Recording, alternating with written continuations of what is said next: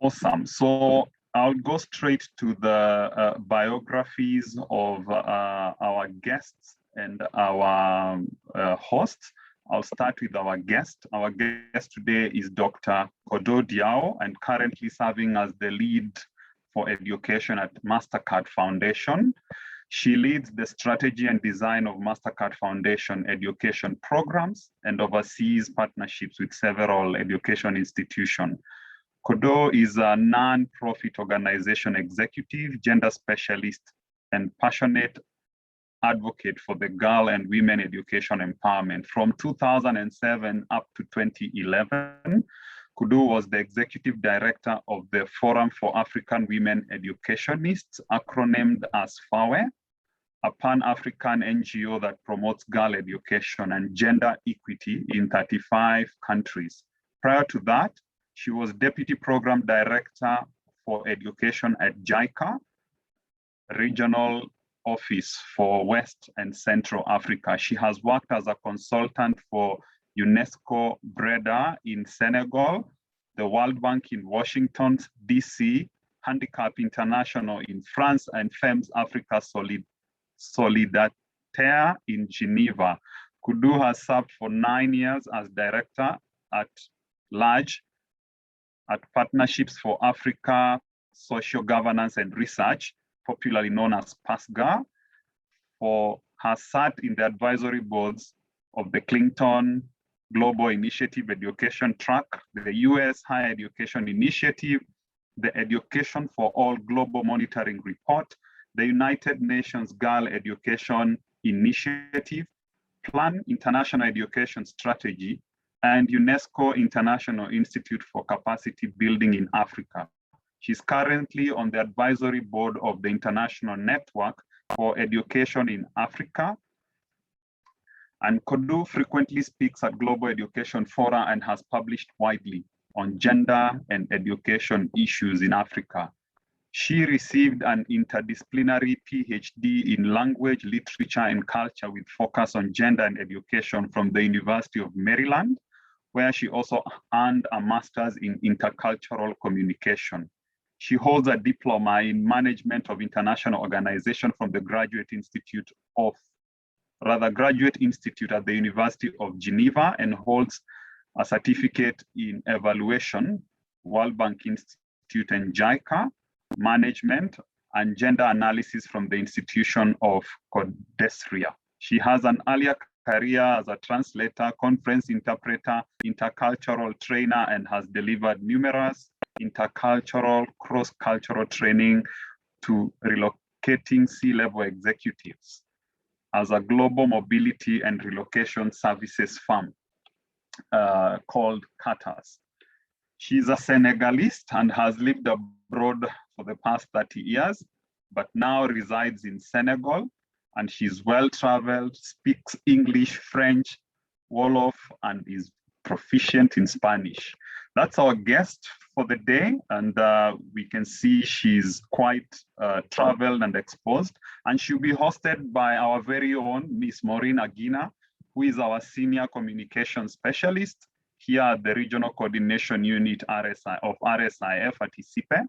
She oversees communication of the RSIF project and champions advocacy-related activities. Prior to joining ISIPE earlier this year, Ms. Agina was working for the Regional Universities Forum for Capacity Building in Agriculture, popularly known as RUFORUM, in Uganda, as a communication and advocacy specialist, where she supported the Secretariat, as well as the 129 member universities through training, developing communication strategies, enhancing advocacy, and strengthening their online presence. She has worked as a consultant for UNFPA Uganda, CTA, and the World Bank, among others. She was educated in Uganda, Kenya, and Canada, and holds a BA in Information Technology, MSc in Information Systems, and MA in Development Communication. She has over 13 years of work experience gained through assignments in development communication, technology, and research. Ladies and gentlemen, proudly welcome our guest, Dr. Codou Diaw, and our host for the day, Ms. Maureen Agina. Ladies, welcome. Thank you very much, Boniface. Good, so I'll hand it over now to you, Maureen, to continue. Thank you. I was going to ask, who was that person you were introducing? It almost sounded foreign to me. And the comments are very impressive. Everyone is in awe. It was both of you. But Maureen, thank you. over to you. Thank you. Thank you. Thank you once again. Good morning, good afternoon, good evening, from whichever part of the world you're joining us today.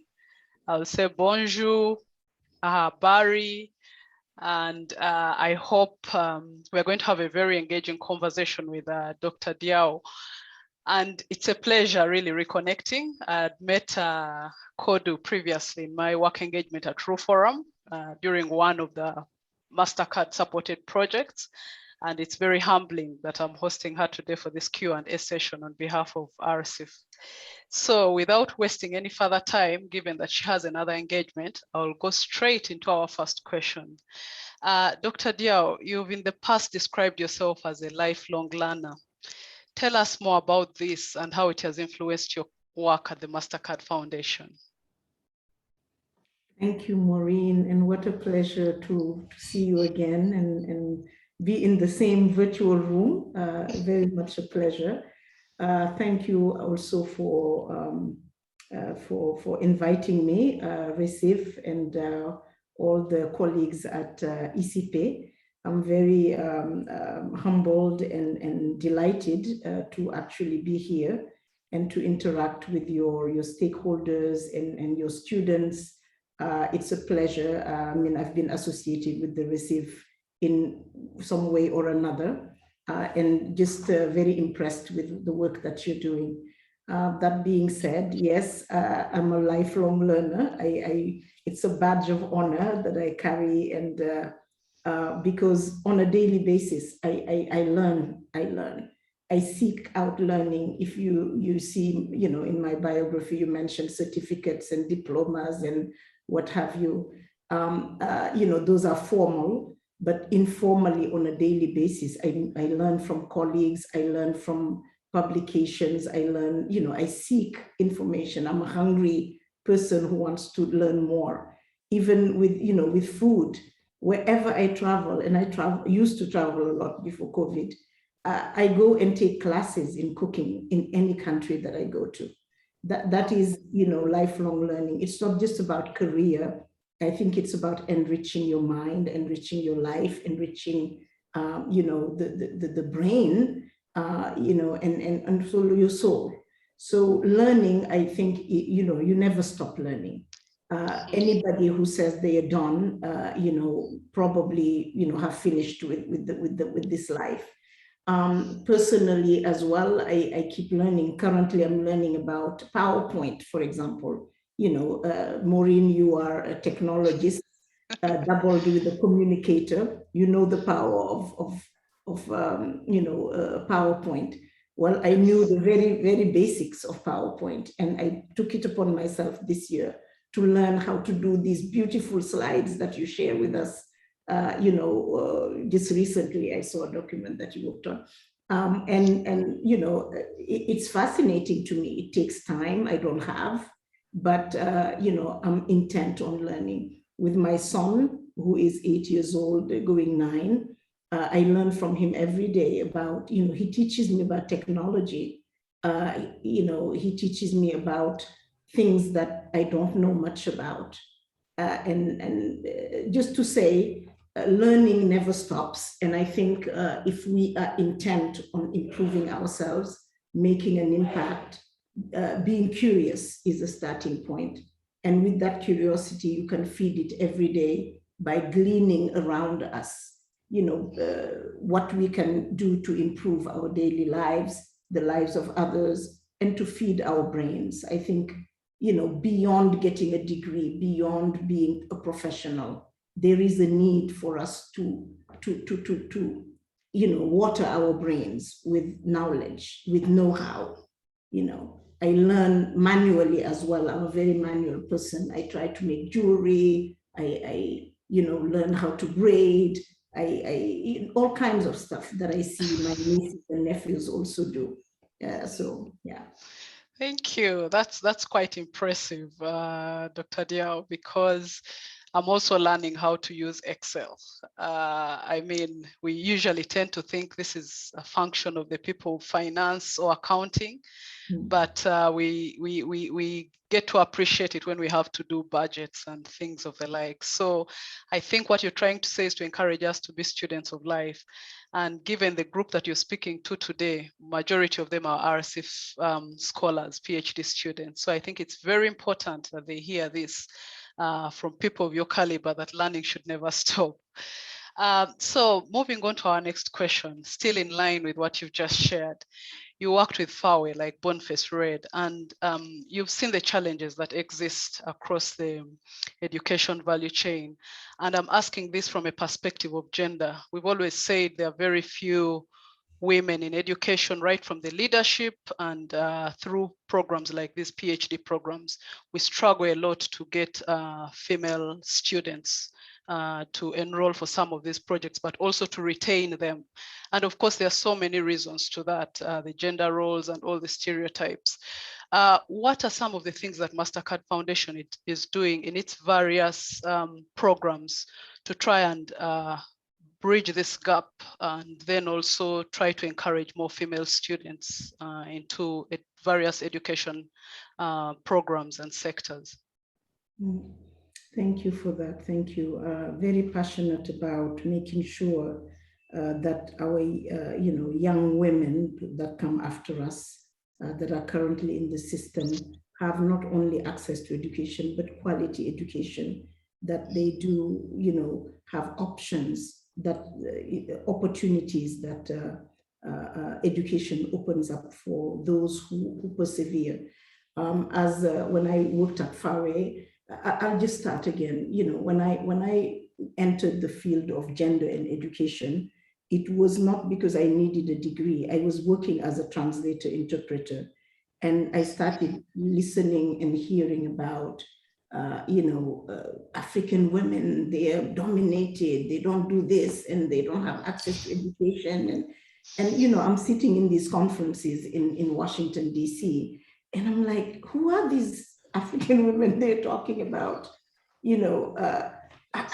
It doesn't resonate with me. I come from a family. My grandmother didn't go to school, but she traveled the world. She was an independent entrepreneur who traveled and merchant, what have you. Then my mother went to school and was a principal of a school. And all the women around me had gone to school. Well, I'm an urban person, right? I didn't live in a village or anything. So, maybe a life of quote unquote privilege. It wasn't privilege. We were just normal middle class Africans. But I didn't see those women that they talk about in my immediate environment growing up. I just knew of strong women who did all they could to succeed and be useful to society. So I started researching after my 10-hour interpreting in a day, or a conference, or translating documents. This was during the Education for All run, the first Millennium Development Goals, if you recall. And so, I started researching, and I'm finding data and information about percentages, etc. And I've said to myself, oh my goodness, I am ignorant. I did not know this, but the prism from which we were being talked about, and I was one of them, did not match my worldview, So I started going to the library and just collating information. And then I decided, you know what? Rather than having white women all over the world telling me about me, I have the wherewithal to go and look at it and see to what extent I can contribute to addressing this issue. And that's how I went and did a PhD that was focused on gender and education. And when I finished, I went to FAWE and led FAWE. FAWE is the Forum for African Women Educationalists, an organization that was founded by 5 African women ministers of education at the time. supported by the Rockefeller Foundation, who came together and said, we want to address this issue from a systemic point of view. We don't want to just sit here and do nothing while the world talks about girls' education in Africa. So these 5 women ministers at the time in 1993 came together and put in this organization, and then they used their power, the station where they were in these ministries, to make reforms and changes in the school, in the education systems in their respective countries. They also co-opted all other ministers of education across the continent and all women vice chancellors of universities across the continent, and parliamentarians who distinguished themselves in girls' education, gender issues and girls' issues, and brought them together in an organization. So FAWE is homegrown, continental, Pan-African, and addressed issues. They talked about, they changed policies. They worked together to make sure that governments put money into gender issues. They budgeted for it. They made demonstrative programs that other countries took up. They ensured that young women who are pregnant do not get, thrown out of school, that they can come back.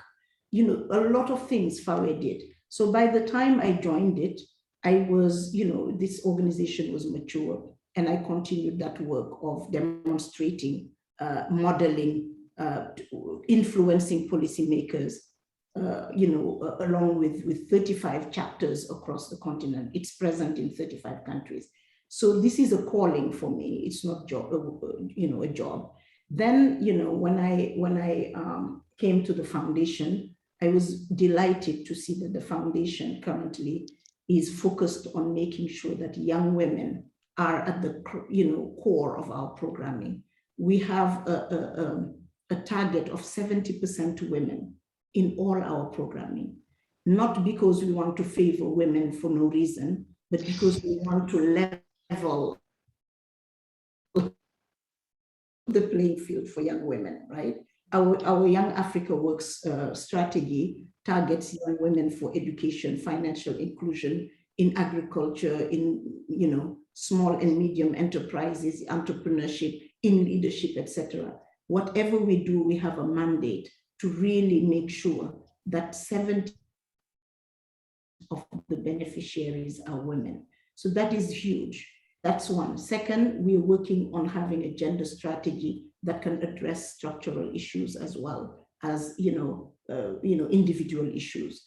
Scholars program, we have a big scholars program that has a majority of women in most of our campuses, and partners that are working with them. We have hundreds of thousands of students, that are benefiting from the variety of programs that we have, and many of them are women. If they're not at parity, meaning 50-50, chances are there are more women in our programs than men. But this is not a discrimination against men or young people in general. It's more that we just need to make sure that we right some of the wrongs and we address issues that prevent women from actually accessing what is available out there. So on top of that, we also have an inclusion lens where we target at least 25% of young people who are from displaced backgrounds, refugees or displacement, or young people who live with disabilities, just to make sure that we actually reach the people who need the support. Because some of us, are lucky enough to have, some modicum of support from our families and communities, but many do not. So these are the target groups that we are reaching out to. And again, women being a majority of them. Thank you. Thank you so much, Dr. Codou. That was really a very detailed explanation, and it's touched on some of the questions that I'm going to ask next. And in line with the scholars that you support, I've seen that there are so many students across the continent that are being sponsored by the foundation. Why is it very important for the foundation to have that deliberate investment in higher education? And what are your expectations of all these scholars across the African continent? The foundation supports both students at higher education and secondary education. Actually, currently the bulk of our scholars are in secondary education or have finished from secondary education. And we have, at first we had a target of 26,000 scholars at secondary education with 4 partner NGOs, CAMFED, FAWE, BRAC, and Equity Group Foundation in Kenya. And so those young people have gone or are going through the secondary education system. We also had 9,000 to 10,000 higher education scholars who are at various stages of their education. However, the scholars program is really, yes, a scholars program, I mean, an academic program, but it's more of a leadership program, and leadership in the sense of enabling young people who come from disadvantaged communities to be able to access the resources that others can access because they have the wherewithal and the means. But not only that, to be agents of change. Transformative leadership is very core to our scholars program. It's not about just getting your degree for you, yourself, and then having your big salary and moving on and living in your nice life. It's built into our program that when you enter the scholars program, you are representing yourself and your community and your country and your continent, and that you will be giving back to the continent, to the community. From day one, you are involved in activities that ensure that you actually contribute to even, you know, within the, I don't know, in the catchment area of your school, you will be involved in some giving back to community. You have a plan of action from the get-go. You know, it's part of you being a scholar. You develop an identity of somebody who is of service to the community, of service to the world. You know, you've been given a very generous scholarship, a very good opportunity to impact your world. Now here it is, seize it. So give back is a component, a pillar of the scholars program at Mastercard Foundation.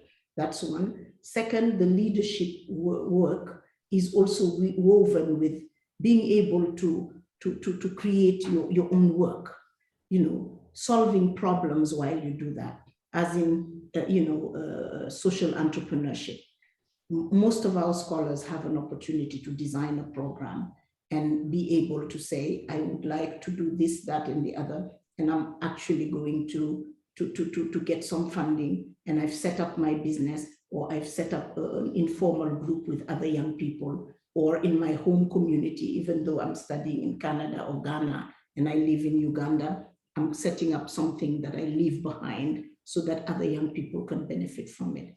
So many of our scholars are entrepreneurs, and they've created jobs for themselves or for others.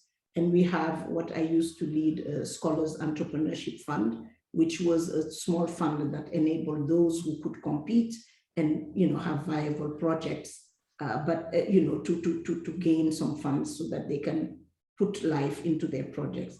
But it wasn't just about making money, it's about being able to resolve problems and address urgent issues that are facing our communities, in our countries.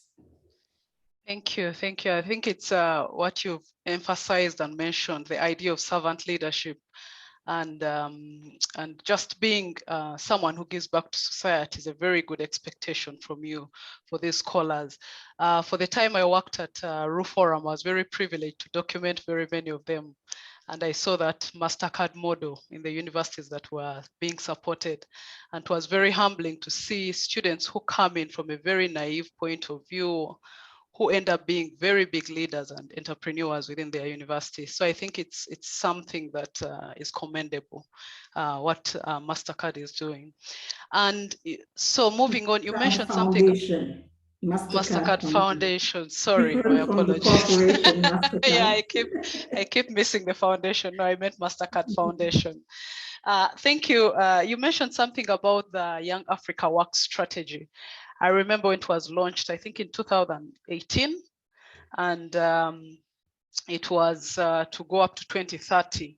And there was a very big agenda that you mentioned, the deliberate focus on women, 70% of that, and you just alluded to that. So what's the status of that in regard to education? Because you're looking at several thematic areas, but for the purposes of this conversation, we are very interested in knowing the status with the education component. Mastercard, I mean, the strategy is really focused on education for sure, but also on youth employment. And so what we are saying is education is a starting point for enabling transition into work for young people. Right. Whether it be, transition into a job or transition into entrepreneurship, where you create your own employment and you are able to employ others. So education is definitely part of it. So skilling young people is one aspect of the work. We have currently a report that's called Secondary Education in Africa report. And this report is basically making a point that secondary education is increasingly a platform for work for young people. And most Africans actually do not make it to university. You all who are in this call are privileged. You're part of the only 9% young Africans who ever make it to university. If you're a woman, you are one of 6% of young African women who make it to university and finish. Out of the 9% overall, only 6% finish university. So you are a privileged group. We are not many. We are a very rare breed, actually, across the continent. So the foundation is making a point that we need to change the way secondary education is done on the continent. We need to be able to equip young people with the skills the market requires, because most of them, that's a terminal place. You won't study again, unless you do this lifelong learning, what have you. Thank God for digital solutions, etc. But most young people would need, by the time they graduate secondary school, to be able to actually gain the skills that they need. And so we know full well that the secondary education systems in our countries across the continent, barring maybe one or two countries, it teaches generally about theoretical things. Young people come out and cannot do anything with this education. We know facts, but we don't know how to do things. We need digital skills. Most young people don't have them. We need transferable skills, such as those needed, in the job market: communication, writing, having a critical mindset, being able to solve problems. Those are skills that are needed. Some people call them soft skills, but the system is not teaching that to young people. So we need a reform. We need to change the way this is done. In order for this to happen, we need to change the curriculum of the secondary education systems. We also need to train teachers, because teachers themselves, many teachers, have never seen a computer, never touched one. They have their phone, but they can barely navigate it. They don't have digital skills. They don't have necessarily technical skills or practical ways, of teaching the subjects that they teach in science and technology, for example. We know that we need a critical mass of young people who are like the RSIF students, who are in science and technology. The system is not producing as many. So these are the things the foundation are addressing through our secondary education in Africa approach, which is focused on skilling young people for the future of work and for now. And then we have, another approach to education that can contribute to the, development of the continent, socioeconomic development of the continent, what we call education as an economic sector. How can the education, higher education institutions, for example, contribute to economic growth by graduating young people who are capable, who can create jobs, who can function on the job market, rather than... Kindly mute your mic, please, Jacinta.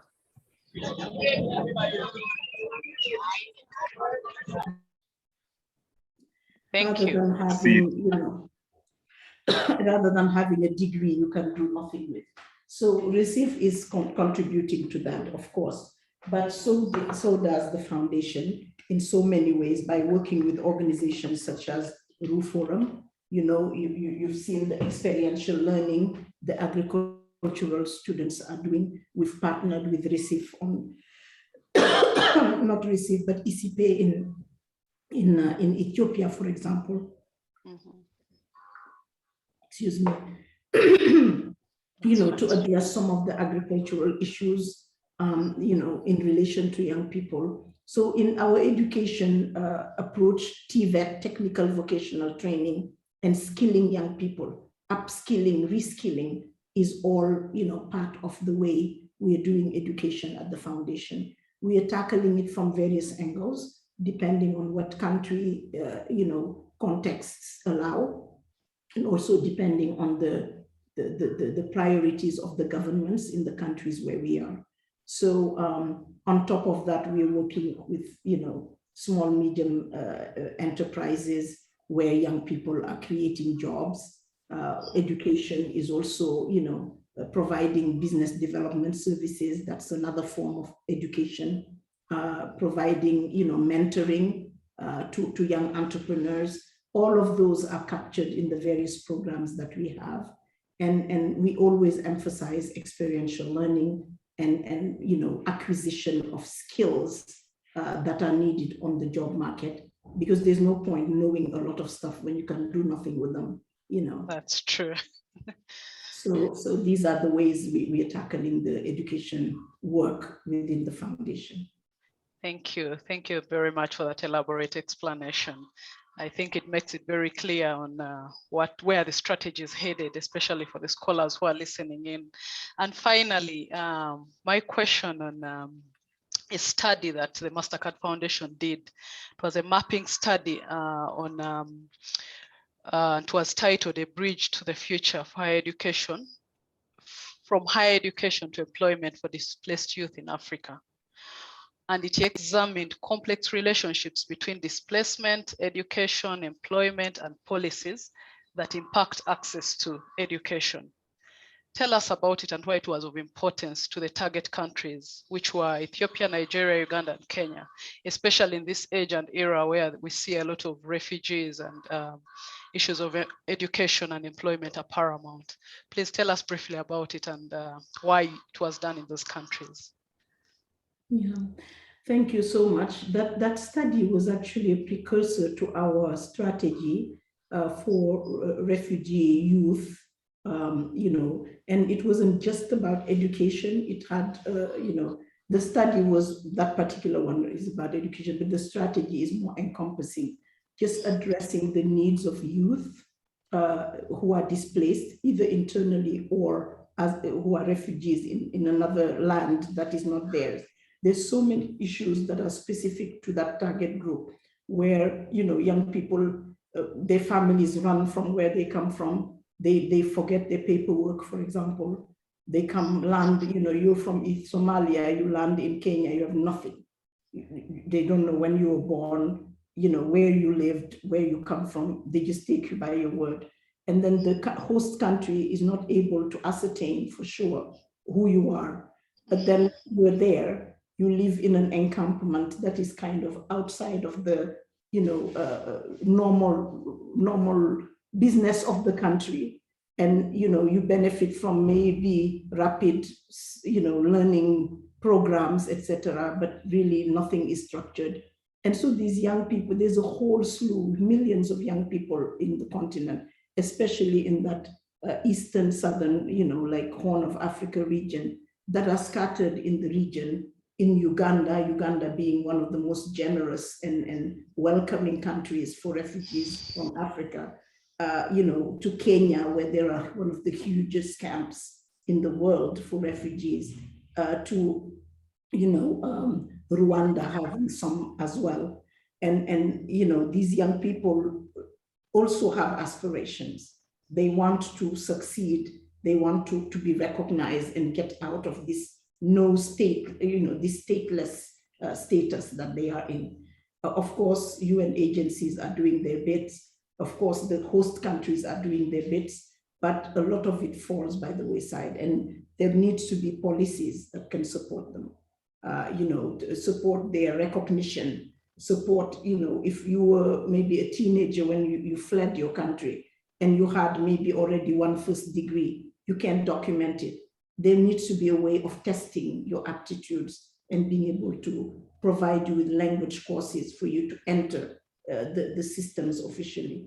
Uganda, again, is an example that we actually tout because most young refugees are integrated in the school system, even though they live in, recognized kind of areas for refugees. They're integrated in the country somehow.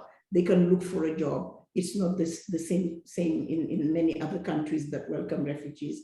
So the foundation strategy is looking both on the education side, on the transitions into the workplace side, on enabling the young refugees to be able to create businesses and have a decent livelihood. And then some of it is about working with authorities to support changes, transformations, and how young refugees are taken into account in the policies. And being able to advocate for them to get paperwork, being able to advocate for them to have mobility, being able for them to be able to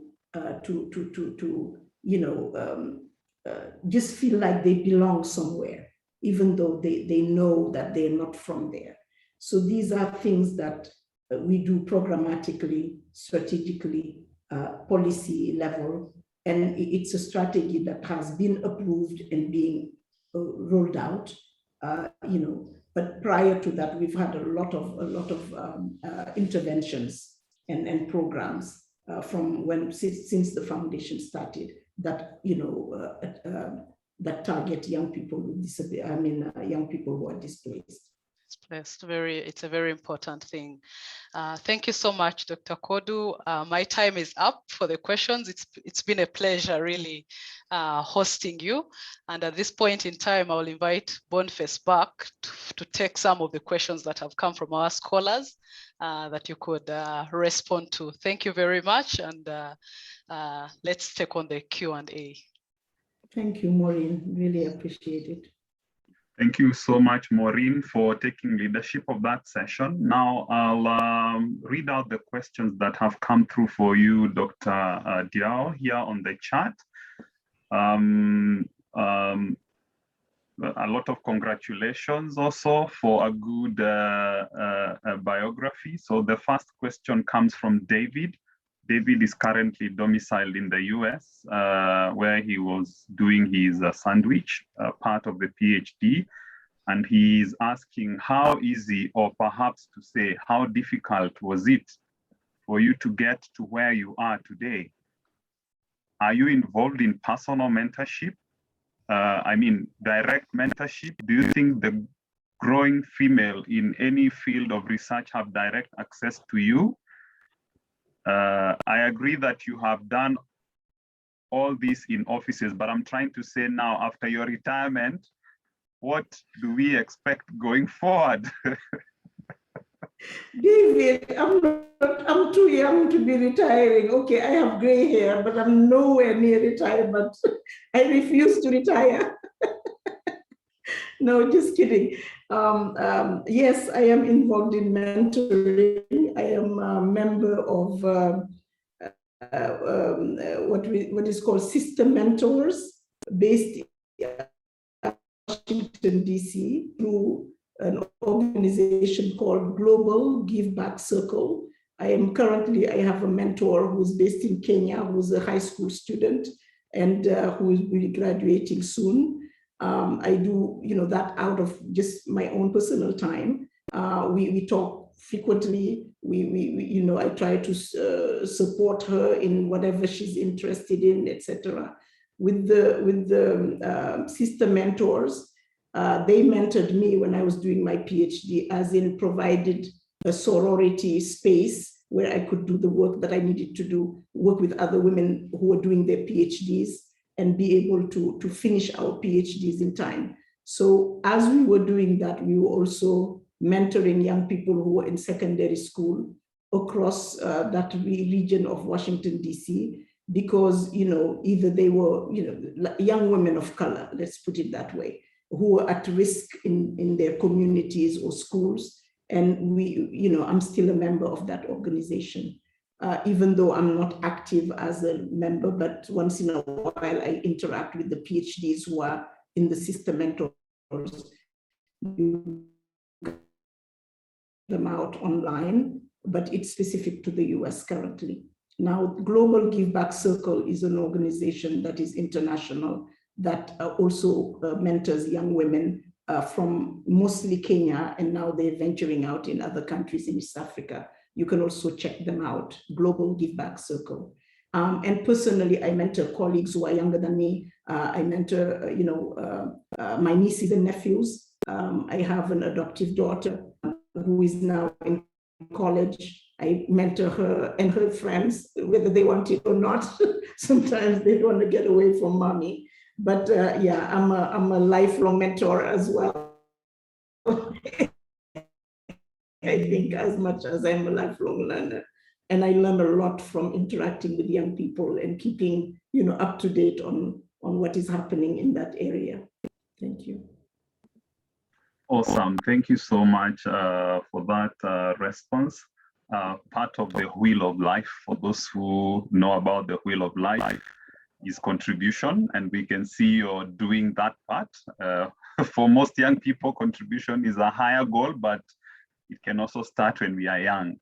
Good. And then David comes back again with a question and comment. Given the fact that Africa is doing so much to provide funding for undergraduate and graduate programs, I'm glad to say that there is no job either in the industries or research institutions for these scholars upon graduation. Many of them decide to stay back in their program in overseas because of such uncertainties. Kindly let us know the correlation between scholarship, skill acquisition, and graduate empowerment.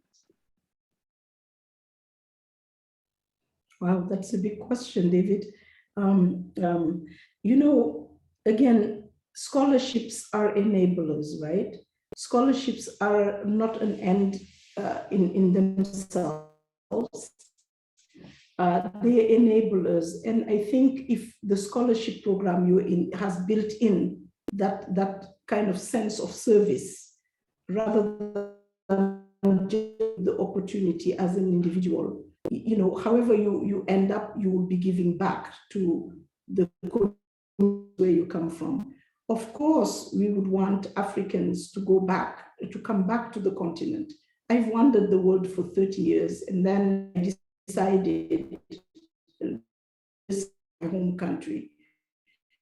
That wandering is done within the continent. So, a sense of mission. I also had a scholarship, a merit scholarship, and studied in the US, but my intention was never to get paperwork or be officially American or to stay there forever and do menial jobs. I wanted to come back to my continent and do meaningful work and contribute meaningfully. So I think partly it's how the scholarship programs are designed. The other part is that everybody should take it upon themselves to give back to their society. You may not need the physical presence in Africa once you get your degree and you know that if you come back, you won't have a job.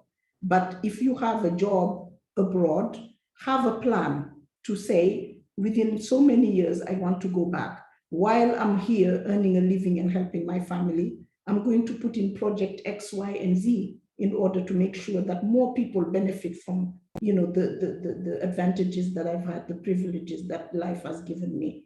So it's a personal mission first, then it's also a mindset of not thinking, let me get and not give back. Giving back, the wheel of life, as Boniface said, is important for all of us, but it's an imperative. Giving back is an imperative, mark my words, for us Africans, young and old. We cannot afford as Africans to not give back to our families, to our communities, to our countries. It's us who will make Africa, not the other way around.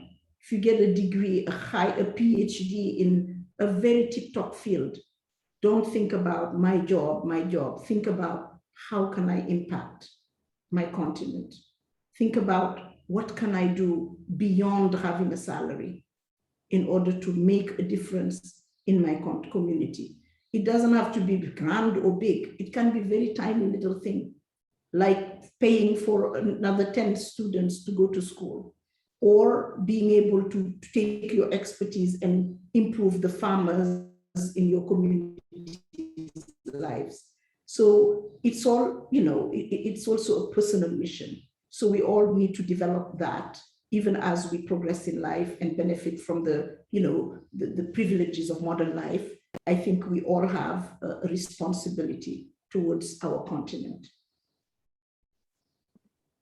Thank you so much. A big thank you from David, from Tiruha, and a huge heartfelt thank you from one of the Mastercard Foundation alumna, Madame Afia, who says, your foundation has helped to send my sister to the university.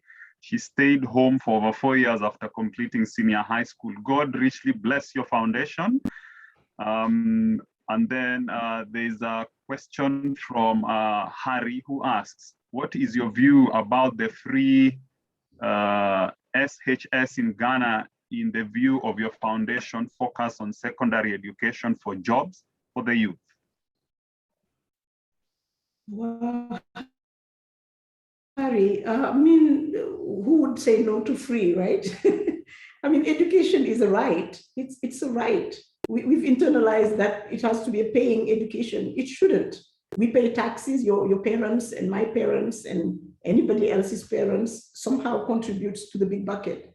Our governments are required to provide that service to us. There is no country in this world that has developed without having invested in public education.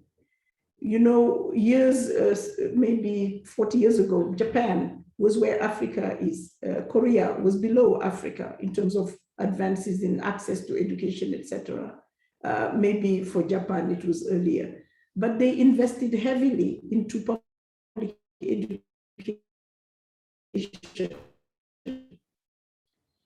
And they made it because they spared no to the betterment of their society. So education, we've internalized this craziness about, you got to pay for your education. It's the responsibility of our governments to actually provide excellent education to all. You remember the Education for All initiative. You remember the Millennium Development Goals. For the past 20, 30 years, we've been talking about this. Africa is the only continent where the education systems have been in shambles because of decisions made by policymakers to privatize and World Bank policies to weaken the system. It's a right. I think that we should celebrate it.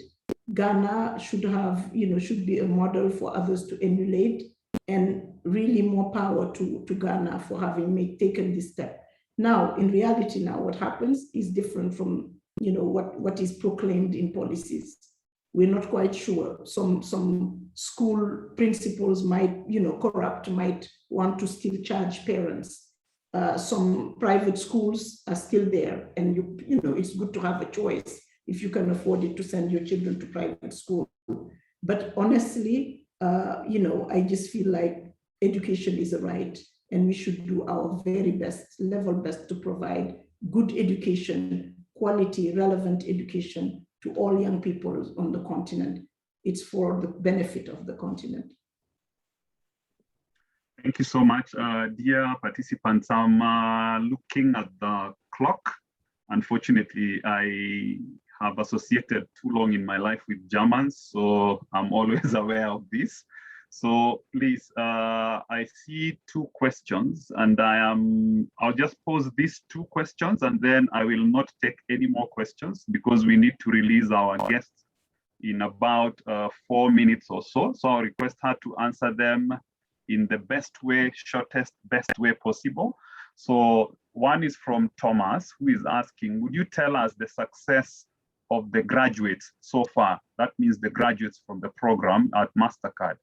Yes, we need women in leadership, science, and technology, but it might be doubtful as we are not training our women to the job market for development countries than Africa.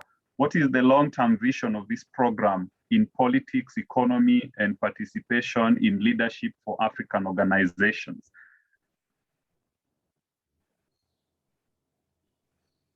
Well, the foundation is ensuring that we focus on transitions of young people into work. So our scholars program has now a department that's dedicated to transitions, one. Second, the foundation has for its alumni, an alumni network that is being set up in various countries. And any beneficiary of Mastercard Foundation program is part of those alumni network. And those alumni are working, also reaching out to those scholars who are currently in the system and mentoring them, etc. The foundation also has an internship program that is internal to the foundation.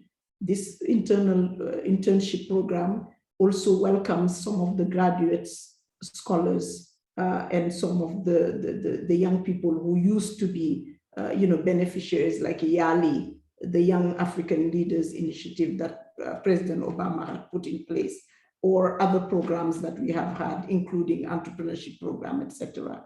So transitions to work is woven into our education work, and especially through our scholars program work. But even as we speak, the country programs are really looking into ensuring that those who have benefited from our programs are able to either do entrepreneurship or be able to reach the job market ready to work. So these are the things we are doing in that area. Thank you. And the last one for you for today is coming from Joseph, who thanks you for your presentation and discussion, and is asking what will be a best model of balancing academics, entrepreneurship, and entrepreneurship as an effort to create jobs in the continent? Well, I'm not sure what the best model is, but there are many models out there, including what we have, the Anzisha Prize, which is funded by the Mastercard Foundation, based in South Africa, has a continental reach, and focuses on very young entrepreneurs.